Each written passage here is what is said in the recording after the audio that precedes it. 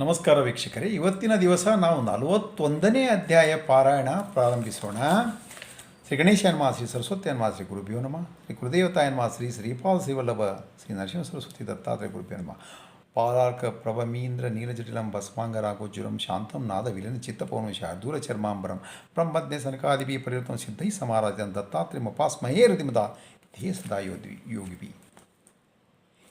ಈ ಹಿಂದೆ 40ನೇ ಅಧ್ಯಾಯದಲ್ಲಿ ಒಬ್ಬನು ಕುಷ್ಠರೋಗ ನರಹರಿ ಅನ್ನೋವನು ಗುರುಗಳ ಹತ್ರ ಬಂದು ತನ್ನ ರೋಗದ ಬಗ್ಗೆ ಹೇಳ್ಕೊಳ್ತಾನೆ, ನಿವಾರಿಸಿ ಅಂತ. ಆವಾಗ ಹೇಳ್ತಾರೆ, ನೀ ಪಾಪ ಮಾಡಿದ್ದರಿಂದನೇ ಹೀಗೆ ಆಗಿದೆ ನಿನಗೆ ಅಂತ ಹೇಳಿ ಒಂದು ಒಣಗಿದ ಹತ್ತಿ ಕಡ್ಡಿಯನ್ನು ಕೊಟ್ಟು ಇದಕ್ಕೆ 3 ಸಲ ದಿನಕ್ಕೆ ನೀರು ಹಾಕು, ಬಿಂದಿಗೆಯಿಂದ ಭೀಮನದಿ ತೀರದಲ್ಲಿ ನಾಟಿ ನೀರು ಹಾಕು ಎಂದು ಭಕ್ತಿಯಿಂದ ಹೇಳಿದಾಗ, ಪ್ರದಕ್ಷಿಣೆ ಹಾಕು ಅಂದಾಗ ಅವನು ಅದೇ ಥರ ಮಾಡಿದಾಗ ಅವನು ಕುಷ್ಠರೋಗ ನಿವಾರಣೆ ಆಗುತ್ತದೆ ಅಂತ ಹೇಳಲಾಗಿದೆ. ಈಗ 41ನೇ ಅಧ್ಯಾಯದಲ್ಲಿ ನಾಮಧಾರಕ ಕೇಳ್ತಾನೆ ಸಿದ್ಧಮುನಿಗಳಿಗೆ, ಗುರುಗಳೇ, ನಮ್ಮ ಪೂರ್ವಿಕರು ಶ್ರೀ ಗುರುಗಳ ನರಸಿಂಹ ಸರಸ್ವತಿಯವರ ಭಕ್ತರು ಹೇಗಾದರು ಅಂದಾಗ ಹೇಳ್ತಾರೆ ನಾಮಧಾರಕ, ಮಗು, ಹಿಂದೆ ಶ್ರೀ ಗುರು ತೀರ್ಥಯಾಟನೆಗೆ ಗೋದಾವರಿ ತೀರದಲ್ಲಿ ವಾಸರ ಕ್ಷೇತ್ರಕ್ಕೆ ಹೋದಾಗ ಅವರನ್ನು ಸಾಯಂ ದೇವರು ನಮಸ್ಕರಿಸಿ ಅವರಿಗೆ ಸೇವೆ ಮಾಡಿ ಅವರ ಅನುಗ್ರಹಕ್ಕೆ ಪಾತ್ರರಾದರು. ಮುಂದೆ ಅವರು ಗುರುವಿನ ನಿಲಯ ಗಂಧರ್ವಪುರಕ್ಕೆ ಬಂದು, ಸಾಯಂದೇವ ಬಂದ, ಗುರುಗಳ ಮಹಿಮೆ ಕೇಳಿದ ನಂತರ ಇಲ್ಲಿ ಬಂದು, ಓ ಪರಮಾತ್ಮ, ನೀವು ತ್ರಿಮೂರ್ತಿ ಆತ್ಮಕರು, ನೀವು ಬ್ರಹ್ಮ ವಿಷ್ಣು ಮಹೇಶ್ವರರು ಅಂತ ಹೇಳಿ ಮಾನವ ರೂಪದಲ್ಲಿದ್ದೀರಾ, ನೀವು ಪರಮಾತ್ಮರೇ ಅಂತ ಹೇಳಿ ಗುರು ಅವನನ್ನು ಸಂತೋಷದಿಂದ ತಲೆ ಮೇಲೆ ಕೈಯಿಟ್ಟು, ನಿಮ್ಮ ವಂಶಸ್ಥರೆಲ್ಲ ನಮ್ಮ ಭಕ್ತರಾಗಿ ಚಿರಕಾಲ ವರ್ಧಮಾನರಾಗಲಿ ಅಂತ ಆಶೀರ್ವದಿಸ್ತಾರೆ ಗುರುಗಳು ಸಾಯಂದೇವನಿಗೆ. ನಂತರ ಎಲ್ಲ ಶಿಷ್ಯರಿಗೆ ಹೇಳ್ತಾರೆ, ನೀವು ಸಂಗಮಕ್ಕೆ ಹೋಗಿ ಸ್ನಾನ ಮಾಡಿ ಬನ್ನಿ, ಪಂಕ್ತಿಯಲ್ಲಿ ಊಟ ಮಾಡಿ ಭೋಜನ ಮಾಡಿ ಅಂತ ಹೇಳಿದಾಗ ಅದೇ ಥರ ಸಾಯಂದೇವನಿಗೂ ಹೇಳ್ತಾರೆ, ನೀನು ಹೋಗಿ ಬಾ, ಪ್ರಸಾದ ತೆಗೆದುಕೊಳ್ಳು ಅಂತ ಹೇಳ್ತಾರೆ. ಅದೇ ಥರ ಅವನು ಆ ಶಿಷ್ಯರ ಜೊತೆಗೆ ಹೋಗಿ ಸಂಗಮಕ್ಕೆ ಹೋಗಿ ಸ್ನಾನ ಮಾಡಿ ಪಂಕ್ತಿ ಭೋಜನಕ್ಕೆ ಬರ್ತಾನೆ. ಪಕ್ಕದಲ್ಲಿ ಕೂಡಿಸಿಕೊಂಡು ಕೇಳ್ತಾರೆ ಗುರುಗಳು, ಸಾಯಂದೇವ, ನಿನ್ನ ಹೆಂಡತಿ ಮಕ್ಕಳು ಹೇಗಿದ್ದಾರೆ, ಎಲ್ಲಿದ್ದಾರೆ ಅಂತ ಕೇಳಿದಾಗ ಅವನು ಹೇಳ್ತಾನೆ, ಗುರುಗಳೇ, ನನ್ನ ಹೆಂಡತಿ ಮಕ್ಕಳು ಉತ್ತರ ಕಾಂಚಿಯಲ್ಲಿದ್ದಾರೆ, ಎಲ್ಲವೂ ನನ್ನ ಮಕ್ಕಳು ನೋಡಿಕೊಳ್ಳುತ್ತಾರೆ, ಅದಕ್ಕೆ ನಾನು ನಿಮ್ಮ ಪಾದ ಸೇವೆಗೆ ಬಂದಿದ್ದೇನೆ, ನಿಮ್ಮನ್ನು ಸೇವಿಸಿಕೊಂಡಿರಬೇಕೆಂದು ಬಂದಿದ್ದೇನೆ ಅಂತ ಹೇಳ್ತಾನೆ. ಗುರುಗಳಂತಾರೆ, ನಮ್ಮನ್ನು ಸೇವಿಸುವುದು ಅಷ್ಟು ಸುಲಭವಲ್ಲ, ನಾವು ಕೆಲವು ಸಾರಿ ಕಾಡಿನಲ್ಲಿರ್ತೀವಿ, ಕೆಲವು ಸಾರಿ ಊರಿನಲ್ಲಿರ್ತೀವಿ ಅಂತ ಹೇಳ್ತಾರೆ. ಸಾಯಂದೇವ, ಸ್ವಾಮಿ, ನನ್ನನ್ನು ದೂರ ಮಾಡಬೇಡಿ, ನೀವಿರುವಾಗ ನನಗೇನು ಭಯ ಅಂತಾರೆ. ದಿನ ಆದಮೇಲೆ ಅಲ್ಲೇ ಇರ್ತಾನೆ ಅವನು. ಆಮೇಲೆ ಒಂದು ದಿನ ಗುರು ಏನು ಮಾಡ್ತಾರೆ, ಸಾಯಂದೇವನನ್ನು ಕರೆದುಕೊಂಡು ಸಂಗಮಕ್ಕೆ ಹೋಗ್ತಾರೆ. ಅಲ್ಲಿ ಬೇರೆ ಶಿಷ್ಯರು ಕಾಯ್ತಾ ಇರ್ತಾರೆ. ಅವರು ಸಂಗಮ ಸ್ನಾನ ಮಾಡಿ ಗುರುಗಳ ದರ್ಶನ ತೆಗೆದುಕೊಂಡು ಗಾಣಗಾಪುರಕ್ಕೆ ಹೋಗ್ತಾರೆ. ಮುಂದೆ ಅವರು ಎಲ್ಲ ಬೇರೆ ಶಿಷ್ಯರು ಸಂಗಮದಲ್ಲಿ ಸಾಯಂದೇವ ಮತ್ತು ಗುರುಗಳು ಮಾತ್ರ ಇರ್ತಾರೆ. ಅವನು ಪರೀಕ್ಷಿಸಬೇಕಂತ ಒಂದು ಲೀಲೆ ಮಾಡ್ತಾರೆ ಗುರುಗಳು. ಏನಂದರೆ, ಭಯಂಕರ ಗುಡುಗು ಮಿಂಚು, ಕಪ್ಪು ಮೋಡುಗಳಾಗ್ಬಿಡುತ್ತೆ, ಕುಂಭದ್ರೋಣ ಮಳೆ ಆರಂಭವಾಗುತ್ತದೆ ಜೋರಾಗಿ. ಸಾಯಂದೇವ ಏನು ಮಾಡ್ತಾನೆ, ತನ್ನ ಮೈ ಮೇಲಿರೋ ಉತ್ತರಿಯನ್ನು ಗುರುಗಳಿಗೆ ತೊಡಿಸಿ ತಾನು ಮಳೆಗೆ ಅಡ್ಡಲಾಗಿ ನಿಲ್ತಾನೆ. ಗುರುಭಕ್ತಿ ನೋಡಿ ಅಲ್ಲಿ. ಆಮೇಲೆ ಸ್ವಲ್ಪ ಹೊತ್ತಾದಮೇಲೆ ಮಳೆ ನಿಲ್ಲುತ್ತೆ, ತುಂಬ ಚಳಿ ಬಿಡುತ್ತೆ. ಗುರುಗಳು ಹೇಳ್ತಾರೆ, ಮಗು, ಚಳಿ ಬಾಧಿಸುತ್ತಿದೆ, ನೀನು ಗ್ರಾಮಕ್ಕೆ ಹೋಗಿ ಸ್ವಲ್ಪ ಬೆಂಕಿಯನ್ನು ತೆಗೆದುಕೊಂಡು ಬಾ ಅಂದಾಗ ಅವನು ಹೊರಡ್ತಾನೆ ಗಂಧರ್ವಪುರದ ಕಡೆಗೆ. ಹೊರಟಾಗ ಮೊಳಕಾಲಿನವರೆಗೆ ಕೊಚ್ಚೆ, ಕಾಲೆಲ್ಲ ಹೂತೋಗ್ತಾ ಇದೆ, ಸಿಕ್ಕಾಕೋತಾ ಇದೆ, ಕಾಣದಷ್ಟು ಕಗ್ಗತ್ತಲು, ಏನೂ ಕಾಣಿಸ್ತಾ ಇಲ್ಲ, ಜೋರಾಗಿ ಗಾಳಿ ಬೀಸುತ್ತಿದೆ. ಮಿಂಚಿನ ಬೆಳಕಿನ ಆಧಾರವಾಗಿಟ್ಟುಕೊಂಡು, ಮಿಂಚೇನು ಸಿಗುತ್ತೆ ಆ ಬೆಳಕಿನ ಮೇಲೆ ಓಡಿ ಹೇಗೋ ಬಿದ್ದು ಮಠ ಸೇರ್ತಾನೆ. ಒಂದು ಮಡಕೆಯಲ್ಲಿ ಬೆಂಕಿ ತೆಗೆದುಕೊಂಡು ಆದರೆ ಗುರುಗಳೇನು ಹೇಳಿರ್ತಾರೆ ಗೊತ್ತಾ, ನೀನು ಅಕ್ಕಪಕ್ಕ ನೋಡದೇ ಹೋಗಿ ಬಾ ಅಂತ ಹೇಳಿರ್ತಾರೆ ಅವನಿಗೆ. ನೋಡ್ಬೇಡ ಅಕ್ಕಪಕ್ಕ ಅಂತ. ಅವನಿಗೆ ಕುತೂಹಲ, ಏನಿದೆ ಅಕ್ಕಪಕ್ಕ ಅಂತ. ಒಂದು ಎಡಕ್ಕೆ ನೋಡ್ತಾನೆ, 5 ಎಡೆ ಸರ್ಪ, ನಾಗರಹಾವು, ಭಯಂಕರ. ಬಲಕ್ಕೆ ನೋಡ್ತಾನೆ, ಇನ್ನೊಂದು 5 ಎಡೆ ನಾಗರಹಾವು, ಸರ್ಪ.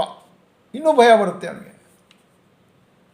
ಗುರುಗಳನ್ನು ನೆನೆಸ್ಕೊತಾನೆ. ಗುರು ಈ ಹಾವುಗಳಿಂದ ಕಾಪಾಡಿ ಅಂತ ಮನಸ್ಸಿನಲ್ಲಿ ನೆನೆಸ್ಕೊಂಡು ಭಕ್ತಿಯಿಂದ ಹಳ್ಳ ಕೊಳ್ಳ ಮರ ಇಲ್ಲದೆ ಓಡ್ಕೊಂಡು ಬರ್ತಾ ಇರ್ತಾನೆ. ಅಷ್ಟರಲ್ಲಿ ದೂರದಿಂದ ಸಂಗಮದ ಅಶ್ವತ್ಥವೃಕ್ಷ ಕಾಣಿಸಿಕೊಳ್ಳುತ್ತೆ ಅವನಿಗೆ. ಆಮೇಲೆ ಗುರುಗಳನ್ನು ಬಂದು ಸೇರ್ತಾನೆ. ಅವರಿಗೆ ಬೆಂಕಿ ಇಟ್ಟು ತಂದಿದ್ದ ಬೆಂಕಿಯನ್ನು ಪ್ರಜ್ವಲಿಸ್ತಾನೆ, ಹಚ್ತಾನೆ. ಆ ಎರಡು ಹಾವುಗಳು ನಮಸ್ಕಾರ ಮಾಡಿ ಹೋಗ್ತಾ ಇವೆ. ಗುರುಗಳು ಹೇಳ್ತಾರೆ, ಈ ಹಾವುಗಳನ್ನು ನಾವೇ ಕಳಿಸಿದ್ದೆವು ನಿನ್ನ ರಕ್ಷಣೆಗೆ ಅಂತ ಹೇಳ್ತಾರೆ. ನೋಡಿದ್ಯಾ ಗುರು ಸೇವೆ ಎಷ್ಟು ಕಷ್ಟವಾದದ್ದು. ಒಪ್ಪಿಕೊಳ್ಳುವುದಕ್ಕಿಂತ ಮೊದಲು ವಿಚಾರಿಸು ಅಂತಾರೆ. ಗುರುಗಳು ಹೇಳ್ತಾರೆ, ಕಲಿ ಪ್ರಭಾವದಿಂದ ಇಂದ್ರಿಯ ಚಾಪಲ್ಯಗಳು ಬರುತ್ತವೆ. ಅಚಂಚಲವಾಗಿ ಗುರು ಸೇವೆ ಮಾಡಿದರೆ ಸಕಲವು ಸಿದ್ಧಿಸುತ್ತದೆ. ಪತಿವೃತ್ತಿ ತನ್ನ ಗಂಡನನ್ನು ಹೇಗೆ ಸೇವಿಸುತ್ತಾಳೋ ಹಾಗೆ ಸಚ್ಚಿಷ್ಯ ತನ್ನ ಗುರುವನ್ನು ಬಿಡದೆ ನೆರಳಿನಂತೆ ಸೇವೆ ಮಾಡುತ್ತಾ ತನ್ನ ಸರ್ವಸ್ವವನ್ನು ಗುರು ಸೇವೆಗೆ ಅರ್ಪಿಸುತ್ತಾನೆ. ಗುರುವೇ ಪರಮೇಶ್ವರ ಎಂದು ಎಂಥ ಆಜ್ಞೆ ಕೊಟ್ಟರೂ ಪಾಲಿಸಬೇಕು. ಎಷ್ಟೇ ಕಷ್ಟವಾದರೂ ಪೂರ್ತಿಗೊಳಿಸಬೇಕು. ಸಾಯಂ ದೇವ ಗುರುಗಳಿಗೆ ನಮಸ್ಕಾರ ಮಾಡಿ, ಗುರುಗಳೇ,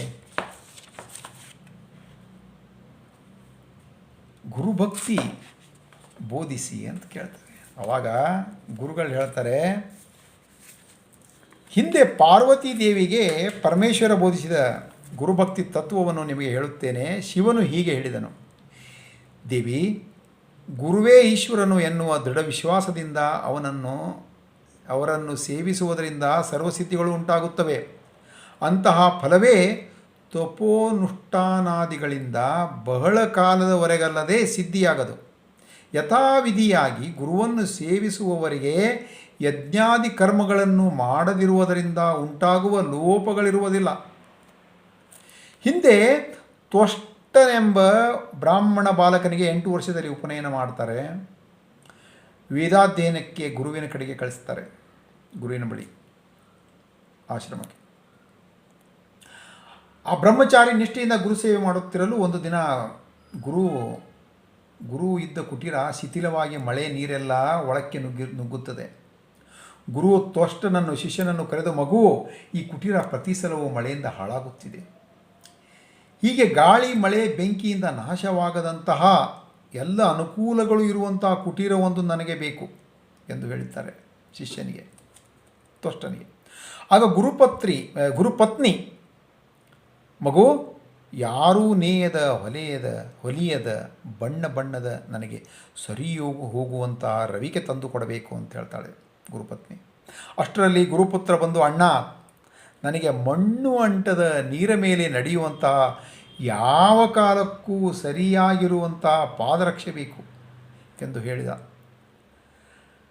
ತ್ವಷ್ಟನಿಗೆ. ಆಗಲೇ ಸಣ್ಣ ಮಗುವಾದ ಗುರುಪುತ್ರಿ ಕೂಡ ಬಂದು, ಅಣ್ಣ, ನನ್ನ ಕಿವಿಗಳಿಗೆ ಕುಂಡಲಗಳು ಆಡಿಕೊಳ್ಳಲು ಒಂದು ಬೊಂಬೆ ಬೇಕು. ಆ ಬೊಂಬೆಗೆ ಒಂದು ಸ್ತಂಭವಿದ್ದು ದಂತದಲ್ಲಿ ಮಾಡಿದ್ದು ಒಡೆಯದಂತಹ, ಒಡಿಬಾರ್ದದು ಆಗಿರಬೇಕು. ಅದು ನನ್ನ ಜೊತೆಯಲ್ಲಿ ತೆಗೆದುಕೊಂಡು ಹೋಗಲು ಅನುಕೂಲವಿರಬೇಕು. ಅದನ್ನು ಎಳೆದುಕೊಂಡು ಹೋಗಲು ಚಕ್ರಗಳಿರಬೇಕು. ಅದನ್ನು ಮತ್ತೆ ಮಡಿಚಿ ಇಡುವಂತಿರಬೇಕು. ಅದರಲ್ಲಿ ಮಣೆಯ ಕುರ್ಚಿಗಳಿರಬೇಕು. ಆಡಿಕೊಳ್ಳುವುದಕ್ಕೆ ಒಳ್ಳೆಯ ಅಡಿಗೆ ಪಾತ್ರೆಗಳು ಮಣ್ಣಿನದಿರಬೇಕು. ನನಗೆ ಅದೇ ಅಡಿಗೆ ಮಾಡುವುದನ್ನು ಕಲಿಸಬೇಕು. ಅದರಲ್ಲಿ ಮಾಡಿದ ಅಡಿಗೆ ಎಷ್ಟು ಕಾಲವಾದರೂ ತಣ್ಣಗಾಗಬಾರದು. ಇತರ ಅಡಿಗೆಯ ಪರಿಕರಗಳು ಕೂಡ ಇರಬೇಕು ಅಂತ ಗುರುಪುತ್ರಿ ಹೇಳ್ತಾಳೆ ತ್ವಷ್ಟನಿಗೆ. ಆಗ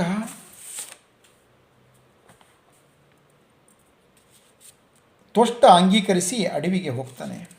ಅರಣ್ಯಕ್ಕೆ ಹೋಗಿ ಗುರುವನ್ನು ಧ್ಯಾನಿಸ್ತಾನೆ. ಮತ್ತೆ ಅವನಿಗೆ ಒಬ್ಬ ಅವಧೂತರು ಕಾಣಿಸಿಕೊಳ್ತಾರೆ. ಮಗು, ನೀನು ಯಾರು? ಇಂಥ ಘೋರವಾದ ಅರಣ್ಯದಲ್ಲಿ ಚಿಂತಾಕ್ರಾಂತನಾಗಿ ತಿರುಗಾಡುತ್ತಿದೆಯಲ್ಲ ಅಂತ ಕೇಳ್ತಾರೆ.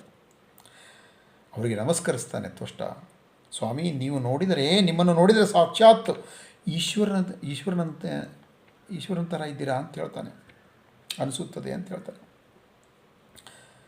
ತಾನು ಸಾಧಿಸಬೇಕಾದ ಕಷ್ಟಗಳನ್ನೆಲ್ಲ ಅವರಿಗೆ ಭಿನ್ನವಿಸಿಕೊಂಡು ಅವಾಗ ಅವಧೂತರು ಹೇಳ್ತಾರೆ, ಆಶೀರ್ವದಿಸಿ, ಮಗು, ಕಾಶಿಗೆ ಹೋಗು, ಅಭಿಷ್ಟಪ್ರದನಾದ ವಿಶ್ವೇಶ್ವರನನ್ನು ಪೂಜೆ ಮಾಡು. ಆತನ ವರದಿಂದ ಬ್ರಹ್ಮಾದಿ ದೇವತೆಗಳು ಕೂಡ ಮಹಿಮಾಂತರಾದರು. ಸ್ವಲ್ಪವೇ ಹಾಲು ಕೇಳಿದ ಉಪಮನ್ಯುವಿಗೆ ಆತ ಕ್ಷೀರ ಸಮುದ್ರವನ್ನೇ ಪ್ರಸಾದಿಸಿದ. ತ್ವಷ್ಟ ಅಂತಾನೆ, ಸ್ವಾಮಿ ಕಾಶಿ ಕ್ಷೇತ್ರ ಎಲ್ಲಿದೆ? ಆಗ ಆ ಮುನಿಶ್ರೇಷ್ಠ, ನಾನೇ ನಿನ್ನನ್ನು ಕಾಶಿಗೆ ಕರೆದುಕೊಂಡು ಹೋಗುತ್ತೇನೆ ಎಂದು ಹೇಳಿ ಅವನನ್ನು ಮನೋವೇಗದಲ್ಲಿ ಕಾಶಿಗೆ ಕರೆದುಕೊಂಡು ಹೋಗ್ತಾರೆ. ಇಲ್ಲಿಗೆ 41ನೇ ಅಧ್ಯಾಯ ಮುಕ್ತಾಯವಾಯಿತು. ದತ್ತಾಯ ಗುರುವೇ ನಮಃ. ಶ್ರೀಪಾದ ಶ್ರೀವಲ್ಲಭಾಯ ನರಸಿಂಹ ಸರಸ್ವತಿಯೇ ನಮಃ. ತಾವು ಲೈಕ್ ಮಾಡಿ, ಸಬ್ಸ್ಕ್ರೈಬ್ ಮಾಡಿ. 42ನೇ ಅಧ್ಯಾಯಕ್ಕೆ ಕಾಯಬೇಕಾಗಿ ವಿನಂತಿ.